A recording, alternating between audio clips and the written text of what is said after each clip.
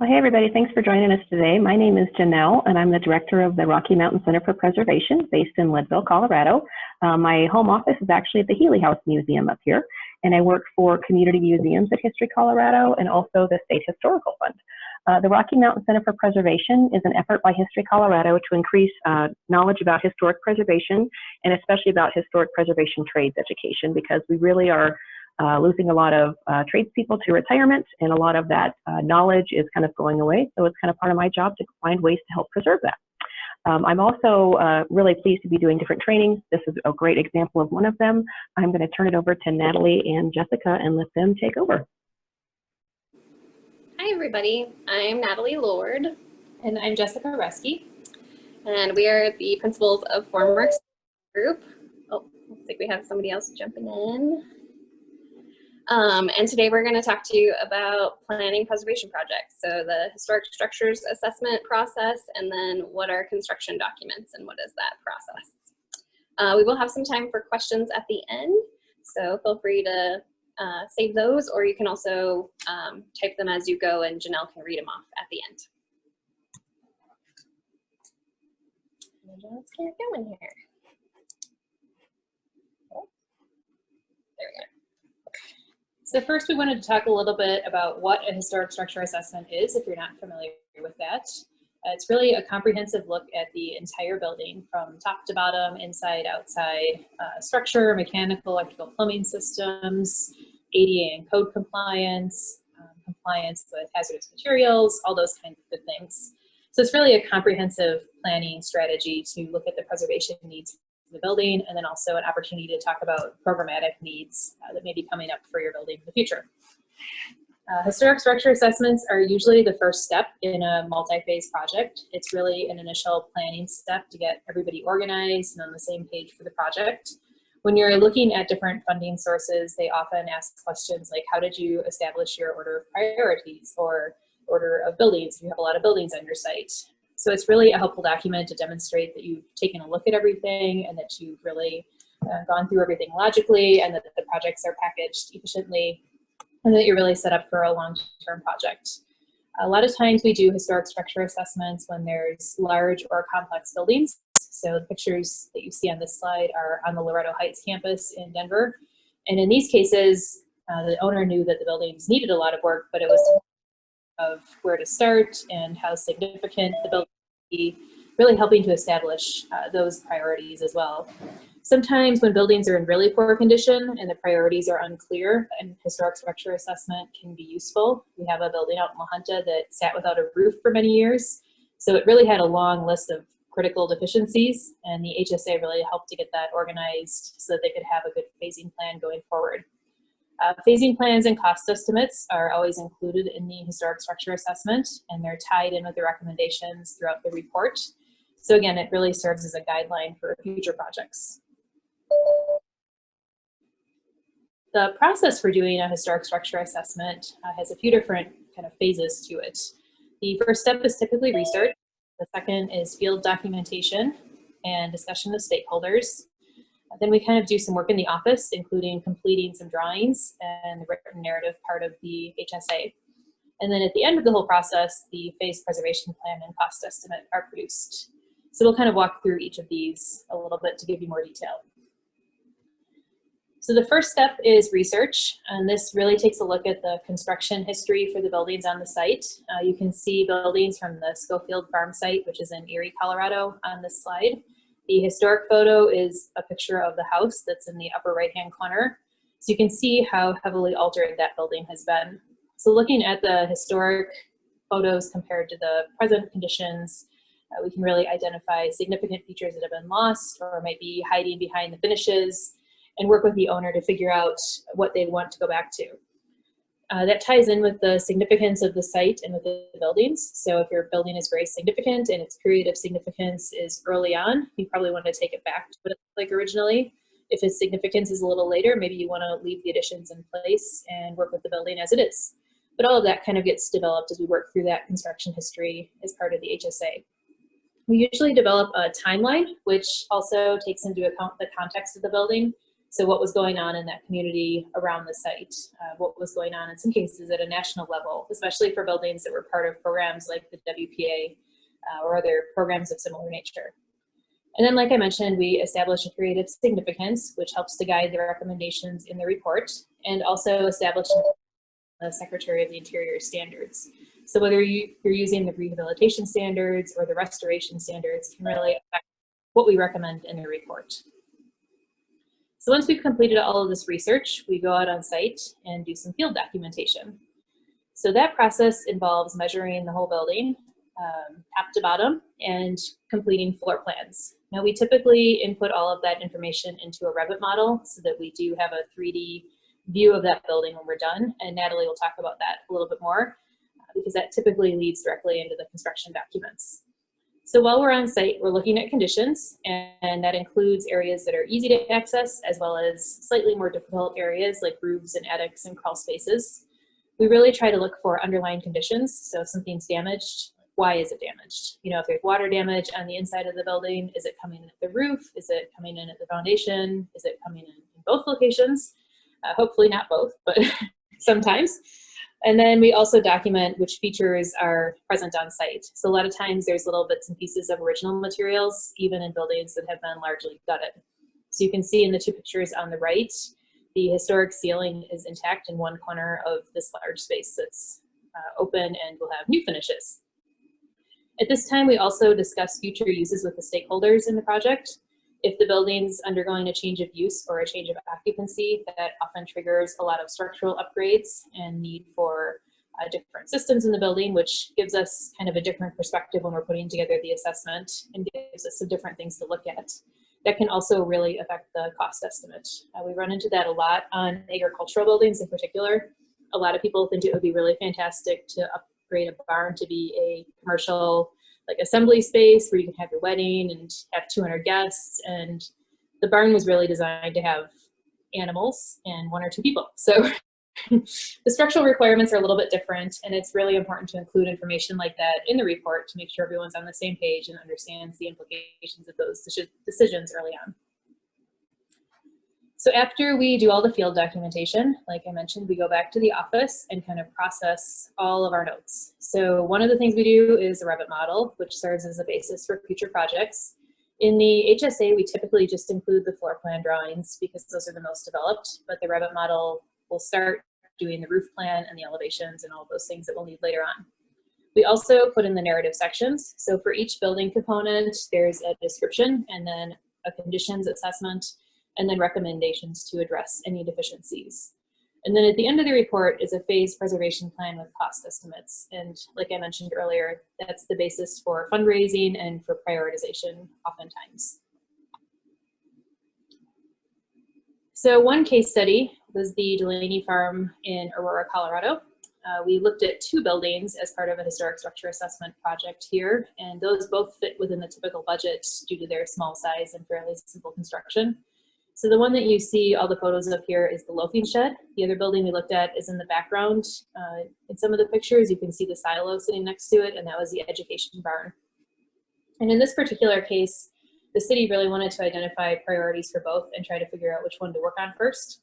And in this case, the loafing shed was selected. It was in worse condition. We didn't think it would necessarily last too many more winters given the roof condition and the condition of the structure along the open face of the building. In addition, the city really wanted to start using this building as part of their site interpretation and to invite school groups and other people touring the site to come inside. So that was one of those times where more extensive structural repairs were needed. So after the HSA for this particular project, the city went through the State Historical Fund process multiple times to get a grant. And one of the reviewer comments, both times that they were not funded, was questioning the price tag for rehabilitating a structure that seemed fairly simple. But they used the HSA documentation and were able to kind of back up all the work that they would need to do for this building in order to get it to the point that it could be used for what they wanted. You can see a couple of photos on the left-hand side there with all the tie rods and structural bracing that had to be added just to allow for public occupancy. Another case study of a recent HSA was First Presbyterian Church in Boulder. And they were having some cosmetic issues in their building. So you can see there was some paint peeling, some plaster cracking, And on the outside of the building, the window protective glazing was kind of fogging over due to its age. And then there was also some masonry staining and dirty areas of the building.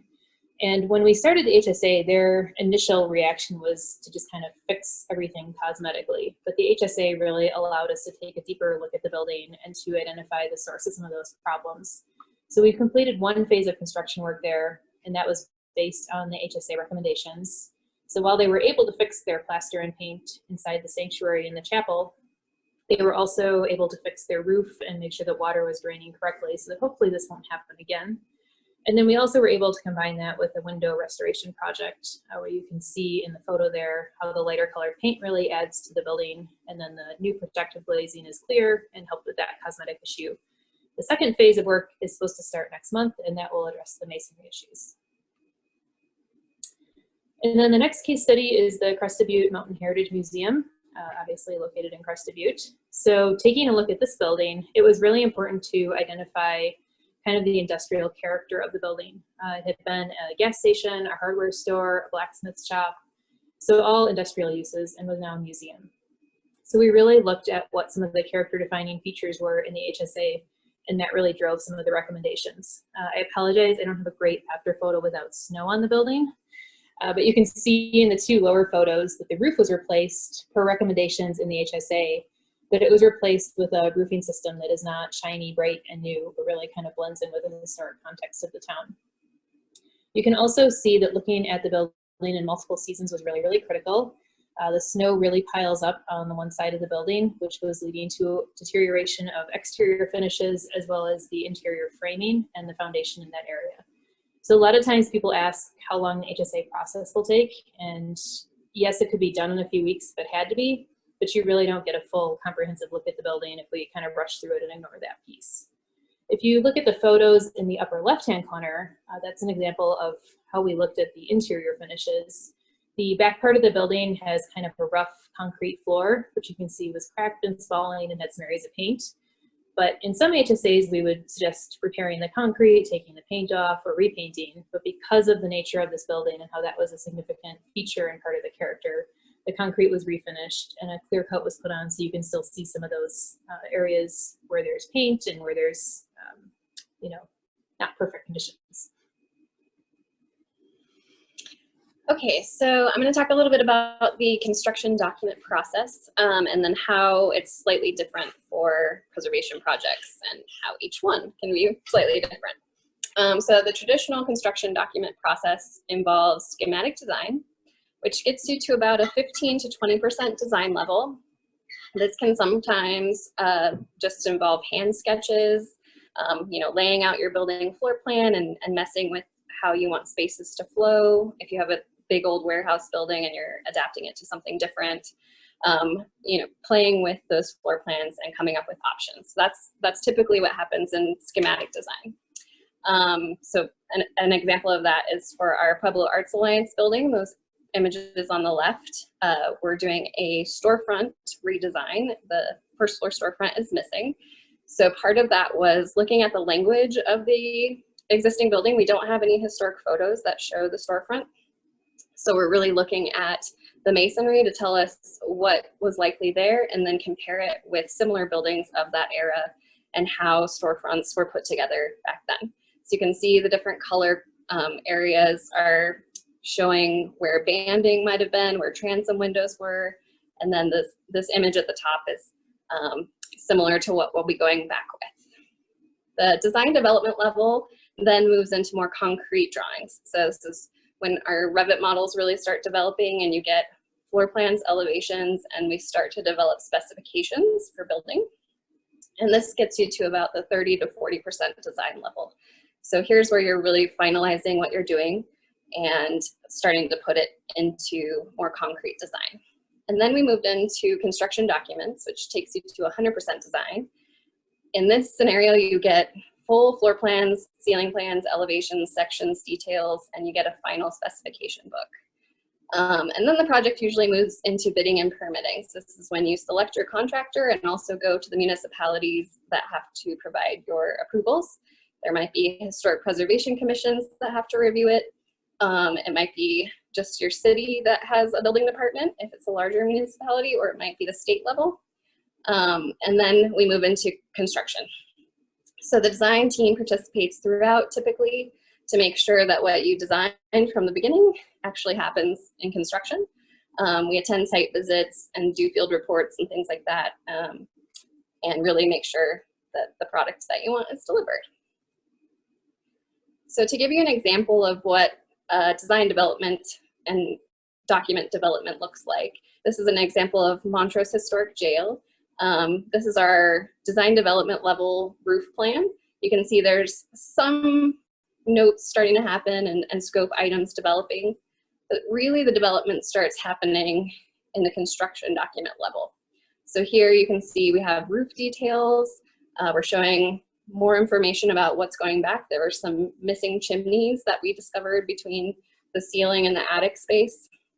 So you can see those are being reconstructed in the center of the roof.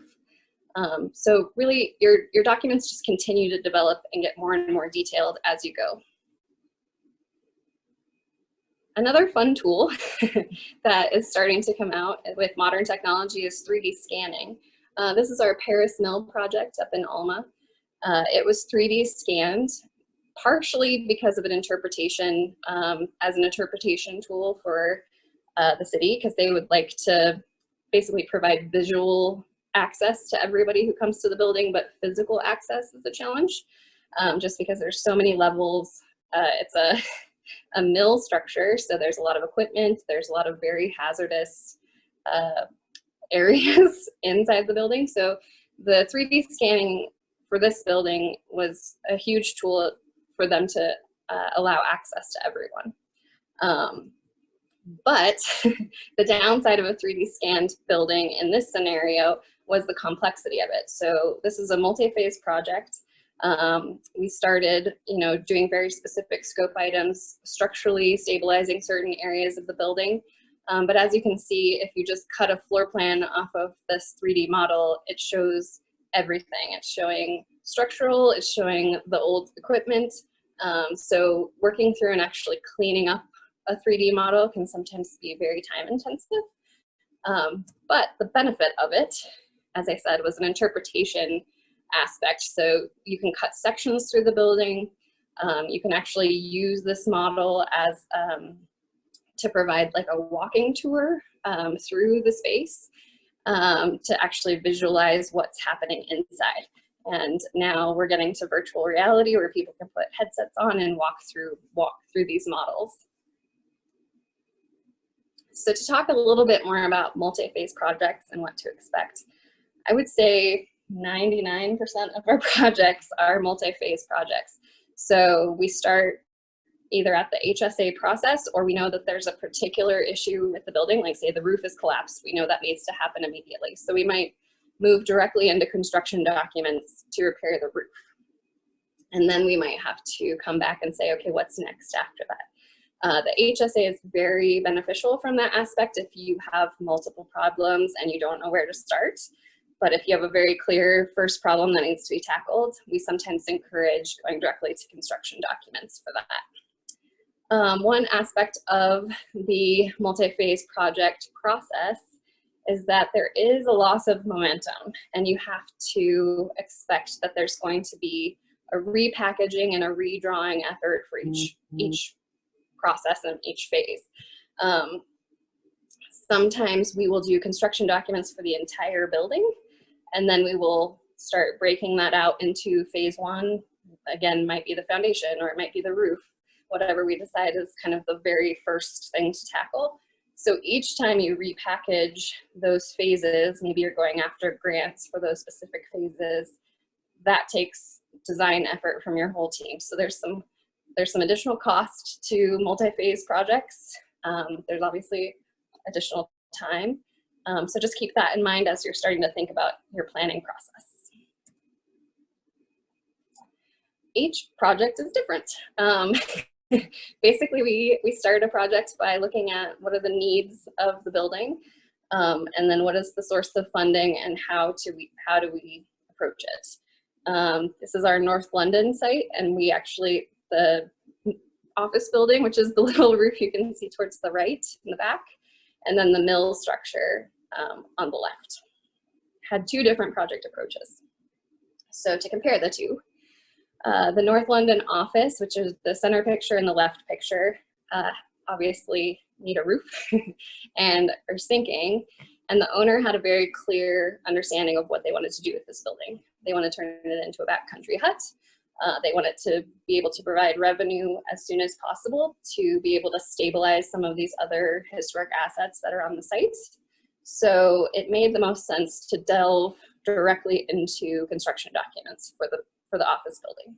And we knew that basically the first step was stabilization. We didn't have too many winters of 10 feet snow drifts on the building for it to survive. So our very first phase was a stabilization project. First, the mill. So the mill is a very large structure. There's a lot of complexity to it, and there's a lot of different spaces that once were enclosed are no longer enclosed. And there also wasn't a clear use for it. We didn't know what would be appropriate for it, or what could be done. So it made the most sense to start with an HSA. So to go back to the office, here's what that strategy looked like. So in 2018, we started the stabilization drawings. We did that pretty quickly so that they could immediately start the stabilization work. So in summer of 2019, they stabilized the structure to make sure it would survive. That effort involved new foundations, replacing structural members that you saw were pretty collapsed, straightening the structure, putting a temporary roof on, and then boarding up the openings.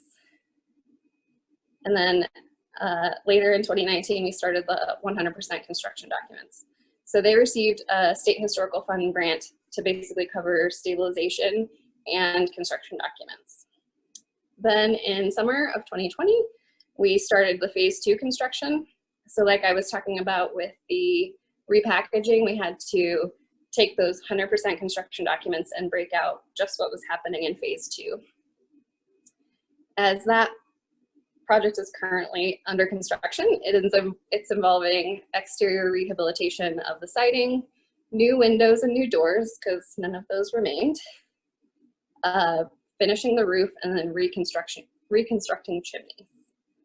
They're about to go in for an October 1st State Historical Fund grant for phase 3. This scope will probably tackle some of the interior finishes, the mechanical systems, and things like that. So a multi-phase project, and you can see it's taken them a couple years to get going. Here's some photographs though. So photograph of the left is how we found it in 2018 when we started the stabilization. The photo on the right is after the stabilization work at summer of 2019. You can see that temporary roof. It's just a very heavy plastic, but there's actually a new structural sheathing on top of the framing. So that's the stabilization part, making the structure real strong. And then those temporary boarding up the windows and doors to keep people and animals outside of the building. So as far as the Revit model goes, one thing that we really like about it is we can continue building on complexity. So as Jessica was talking about for the HSA, we basically build the model to tell the floor plan, roof plan, site plan story, but we don't get too complex with windows, doors, things like that. Those will be just pretty generic. Similarly, the stabilization drawings for the North London Mill, you can see there's not a whole lot of complexity to the model, but the building has basically its three-dimensional shape. Moving into construction documents, we're able to build on that complexity. So you can see we added details on the trim and the doors, and everything starts to get a bit more realistic. So there's those side by side to give you an idea. And similarly, the floor plans. So the left is the stabilization floor plan, calling out the scope notes, and then the right is that 100% construction document. So really starting to show the complexity. So going back to the mill strategy, at the same time we started the stabilization documents for the office, we started the historic structures assessment of the mill. And then in 2019, we received a grant to do construction documents for the stabilization. So during the HSA process, we, along with our structural engineer, determined that the center section of the building, which is basically between the multi-story piece on the left and the kind of shed roof area to the right, you can kind of see, if you look back, there's some collapsed boards. That section is actually collapsed and pulling down the other pieces of the building. So the construction documents for stabilization involve removing that center section to keep it from pulling the rest of the building down, and then focusing on replacing some of those failed members that are collapsing or missing. So every project is different, and every project has some different funding options. One popular option in Colorado is to go through the State Historical Fund, and we've listed some of those options off to the left on this slide. You can see the HSA grants are available for up to $10,000 if you just need an architect, and up to $15,000 with an engineer. That typically is not quite enough to include more than one engineer, and it's not typically enough to include a cost estimator. So a lot of times you'll get the HSA and it'll have recommendations for consultation with some of those specialists who are not included initially.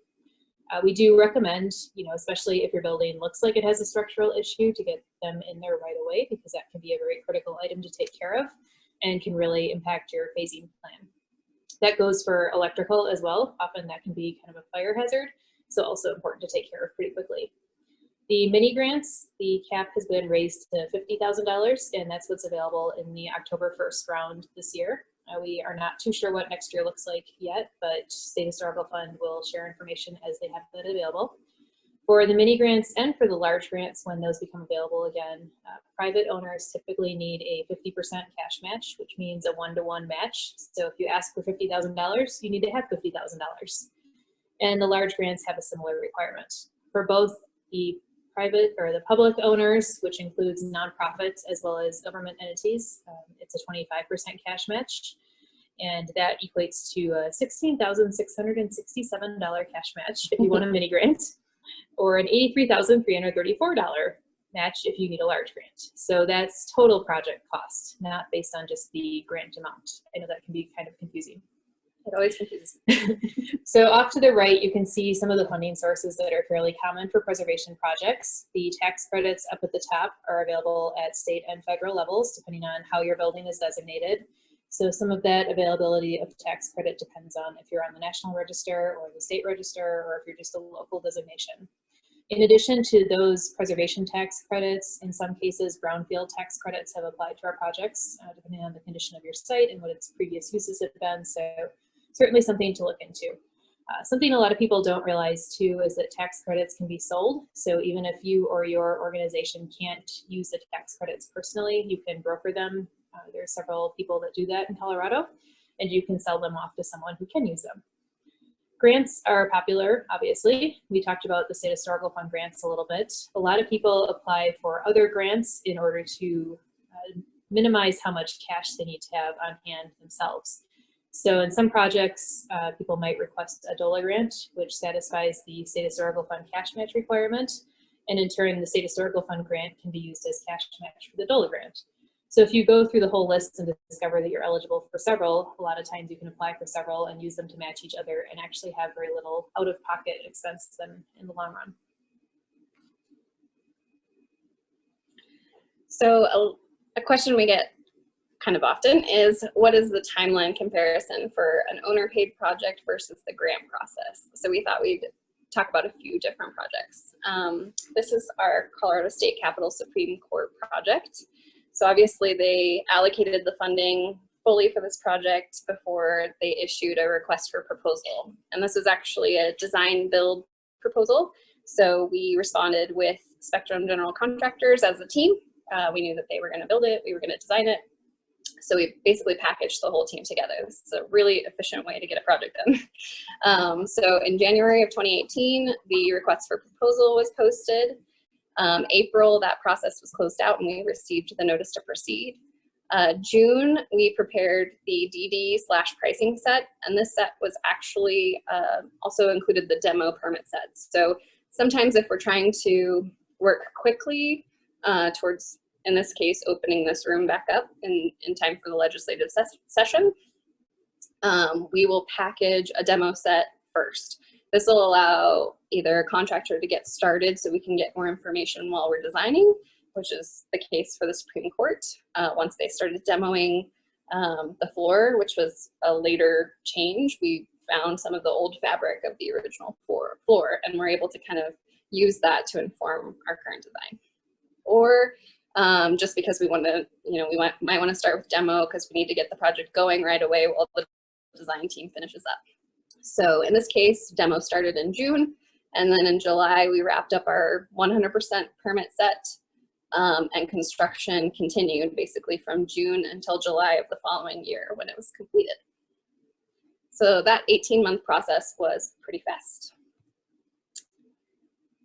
Comparing that to our Leadville Oddfellows building, they applied June of 2017 for their historic structures assessment. They were awarded a month later. The award process is pretty quick. The draft of the HSA was issued in February and then finalized in May. So SHF has 30 days to review all submittals. That goes for construction documents or HSAs. And then typically at that same time, we're asking the owner team to review and comment so that we can finalize all together. So this was actually a pretty quick HSA process. Sometimes they're 6 months, sometimes they're less, it kind of depends. Then we identified during the HSA process that the back wall is separating off the building. This is probably due to a few different things. There used to be a boiler chimney on the back of the wall, but when the boiler was taken out, they demoed it. We think that was probably a major structural stabilization component to the wall. Similarly, there's this big grand stair at the back wall that goes up to the Oddfellows Lodge, and likely cutting a giant hole through the center of your building and not having good structural attachment is one of the reasons. Another reason is Leadville has extreme snow, and this is a fairly flat roof. And then probably the last reason is they added a chairlift into the building. And we think maybe that vibration from the chair moving up and down that staircase added to the wall shifting away. So either way, during the HSA process, that was determined to be the most critical piece, and everybody, including the owner team, was very concerned by it. So they started applying as soon as they could, which the first round was April of 2018. You can see there that it actually took 4 rounds of applications before they got approval for the grant. So that's another thing to consider, is you might not always get your first grant round approved. CDs started in March of 2020. The draft was submitted in July. The final was approved just in August, and we are currently bidding. So we're hoping construction can start here in September to get the building at least tied back in before winter hits. And then we'll probably finish construction next spring when we can start doing the foundation. So that's kind of a different look at the grant process. You can see it took about 3 years to get to our first phase. The Goodnight Barn down in Pueblo has even a longer timeline, actually, if you consider the first grant that they received from History Colorado was in 2002, and it was an acquisition grant. Once Pueblo had acquired the building, they sat on it for about 12 years until they were able to do a historic structure assessment in 2014. And the historic structure assessment proved to be extremely valuable and really key in looking at the whole structure. It's a fairly simple building, basically a masonry box with a roof and some interior framing, but it had some pretty significant masonry deterioration, and it was discovered during the process of the HSA that 2 of the walls were actually sort of falling off the building, and that's 2 of 4 walls, so half of the building was literally going to fall down. So the HSA recommended an immediate shoring project, which you can see in the lower picture there, the giant shoring members that were put on the exterior of the building. And that was really intended to be kind of a stopgap measure to make sure the building remained standing until a full construction project could be completed. Following that shoring project, which was also funded through a State Historical Fund grant, they did apply for a grant to do the first phase of construction work, and that included the construction documents. So that was funded back in 2018, and at that point we did construction documents for the entire project, going back to kind of Natalie's point of sometimes we do documents for more work than we think is going to initially occur. However, concurrently with that effort, the city of Pueblo applied for a DOLA grant, So once we finished the documents, we paused for a little bit while they waited to hear the results of that, because the bids had come in quite a bit higher than we had anticipated. That was a time when construction costs were escalating pretty rapidly. So the bids that we had used to get the State Historical Fund grant were quite a bit lower than the bids that were received from even some of the same contractors once the project was put out to bid, even though the scope was relatively similar. So the city was awarded a DOLA grant, and that basically quadrupled their construction budget right off the bat. So again, a good example of using cash match from one for the other, and then they also had some cash match of their own as well. But you can see in the middle picture there, and then the large picture on the right, construction was completed about a month ago. They were just finishing up electrical and some landscape work last time I checked in with them. But you can see too that the use of the building really played a key role in this rehabilitation as well. If you look at the two photos in the upper left-hand corner, you can see in the one off to the left, that's the before photo, where there are a lot of bracing columns kind of throughout the building, which really hindered the use of the structure. So going forward, they were really hoping to use it for displaying era appropriate pieces and having maybe some small group lectures. Obviously COVID has kind of put a damper on some of that right now, but going forward, they have a nice big open space, having been able to remove those bracing columns and really go back to the original appearance of the single column line in the building. This is another one where the research into the history of the building really played a key role. You can see in the shoring photo that there's a little milk house addition on the side of the building. It was determined that the original use of this barn was for a horse barn, and that the milk house had been put on when it was converted to a cattle barn much later in its life. So as part of the project, that milk house was removed and the original doors were restored. And you can see part of the corral wall was rebuilt to kind of give a sense of what the property looked like originally. All right, so here's some links to some resources, and then we can start taking questions if you guys have any. Awesome. Thanks so much, guys. That's great. This is Janelle again. I'll just go over those real quick, those links. If you're looking for more information about the Rocky Mountain Center for Preservation and any upcoming workshops, that's the top link for you. There's also my contact information on that website, but you'll see it's listed here as well, email or phone. Please call if you have questions or if you have ideas for other workshops you'd like to attend. Of course, would love to hear them. And if you'd like to provide a donation today on behalf of the Rocky Mountain Center for Preservation, the coloradogives.org address is the link for us. We appreciate anything you're doing to help support that. And we do have a question from Caitlin. Her question, is there ever a scenario where an HSA would need to be redone? For example, funding for a project disappeared and a significant amount of time passed between the HSA and initiation of design documents. Yes, is the answer. And we don't really, I guess it's not really redoing the HSA, we're sort of updating. We've done several HSA updates. So we'll use the old document as our baseline and then go through and update to current conditions. Because yes, sometimes you'll have an HSA that's 15 years, 15, 20 years old. And a lot of that information might have changed significantly in the building depending on what's happened with it. Sometimes we're able to roll that update process in with schematic design. So a lot of times we start with a construction documents project in that scenario, since it has been done before, but just include a small kind of initial phase to revisit the HSA and update conditions to make sure everyone's on the same page. Great. Yeah, and an HSA is really supposed to be a living document. So for example, the state capitol has an HSA, and after every project, we provide an appendix update of what happened in the building since then.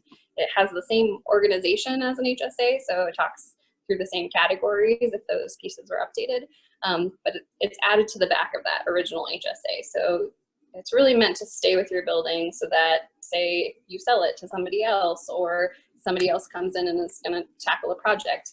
They have a document to start with, and then hopefully you're tracking all of the things that you've done to the building and adding that to your HSA over time to keep a living document. Thank you so much. And Richard's question is, how much does a 3D scan cost? Does that reduce engineering costs that much? That's a good question. That's a great question. It can vary widely depending on your building and the space that you need measured. We've had some projects where, you know, it's a few $1,000s to get a room scanned and then have them. So when they scan it, they basically get a point cloud, and it helps to have them process that so that you just don't get a document full of single points, but they've actually sort of connected the dots on a fairly complex scale and constructed the building. The scan for the Paris mill was probably 5 years ago now, and I believe that was about $17,000. But they had to set up for a remote site visit in a location with no power and no lights. And then, as you saw in Natalie's images, it was a fairly complicated model that came out of that. And then in terms of saving costs, again, I think it kind of depends on the building. The Paris mill, given the complexity, ended up needing a lot of our time and a lot of time from the structural engineer to kind of sort through what was all included in the model. And we also discovered much later on that they hadn't scanned in the crawl spaces and kind of those hidden areas of the building, that we had the big stuff and kind of the broad overview, but had missed some of the little details. And the other complicating factor is in that building, absolutely nothing was square. In a lot of buildings, something at least is close to square, but everything was off by at least a few degrees. There weren't really any right angles, which is accurate, but when we draw it for a floor plan with annotations for a contractor, it's a lot easier to do it sort of cleanly. So to contrast, for the North London mill, Natalie and I field measured the whole thing with tape measures and just drawing it out, and I think that was much less expensive than it would have been to scan that building. Yes. So it's kind of a case-by-case basis. Yeah, and again, I think it's the purpose too. So for Paris Mill, they wanted that interpretation piece that would be able to show people as a virtual tool. Whereas for North London, we know that stabilization is our main goal immediately. So we don't necessarily need a fully accurate three-dimensional model of the building. What we mostly need is columns and beams and things that we are going to specifically call out and say, this needs to be fixed right here, which is a little bit harder in that model with Paris. As you can see, there's a lot of things to look at in that. So easily telling a contractor this column took a lot of work to clean up those drawings. So I would recommend, if you're thinking about having it scanned, that you don't do it without kind of consulting with your design team to figure out what the goals are, because a lot of scanners will ask you if you want them to correct all those angles and things. So again, if your goal is an interpretive piece that people can walk through, you might not want to correct those lines. But if your goal is construction documents that are easy to work with and can be dimensioned, then you might want to correct all those. So it kind of takes some coordination with your team to figure out what the best or what the result is that you're going for, if that makes sense. I went to an APT conference a couple of years ago where they talked about using the scans for augmented reality. So if you have a historic photo of like a space in the building, you could basically hold up your smartphone and see the historic overlay. They had an example of like an Olmsted park where Olmsted would actually come onto your screen of your phone and like explain the setting to you, which sounds kind of cheesy, but it was actually kind of cool to like hold up your phone and there he is. So stuff like that, if you're planning on it, could really be helpful. And for a challenging site like the Paris Mill too, it helps with ADA access, because you're obviously not going to have access to every level of the building. But if you have something that's rendered correctly and gives you a good sense of the space, it can help. Any other questions from anyone? You can feel free to unmute yourself if you'd like to, and act that way if you'd rather.